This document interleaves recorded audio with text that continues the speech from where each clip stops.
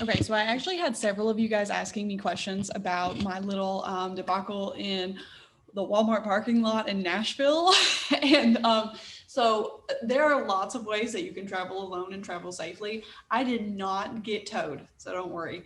In Walmart, you can actually stay overnight in Walmart parking lots. It's okay, it's actually allowed, but you just need to be like really careful, and sometimes asking the manager is really helpful. But so what I wanted to do is for a little attendance thing is tell you some advice for if you're traveling, and especially if you're traveling alone, and this will be very helpful to you. One, make sure that you always look like you know what you're doing. Even when you don't know what you're doing, you know exactly what you're doing. You're a local, you know where you're going, you know where you're at, and think ahead. So if you are trying to find a place, like for example, I spent a lot of time in Nashville. And so if I was trying to go to the Nashville Public Library, I would stand back and I would get the next three steps. Okay, I need to turn at this block, I need to turn at this block, and turn at this block. And I would not check my phone until I got to that third step.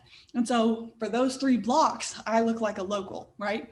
Whenever I did need to check my phone, you need to go up against a wall. If you go up against a wall and you have your phone and you need to look up every once in a while because you need to look like you know, like you're aware of your surroundings. That's super important. So if you ever do need to look at your phone, then do it up against a wall or make sure that you're like surrounded by something. And that's just good anytime like you're generally distracted.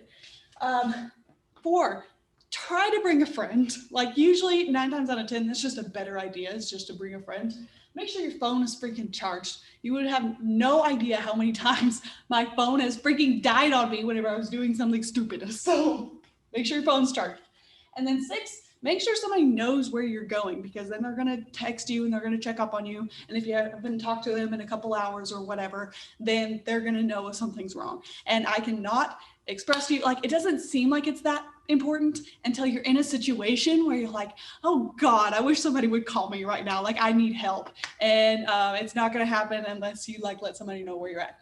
So the attendance question today is, out of these six things, which one do you think is helpful that you didn't know about before or that you already knew about? So which one was helpful and why is it helpful or how are you going to use it? So 2 complete sentences.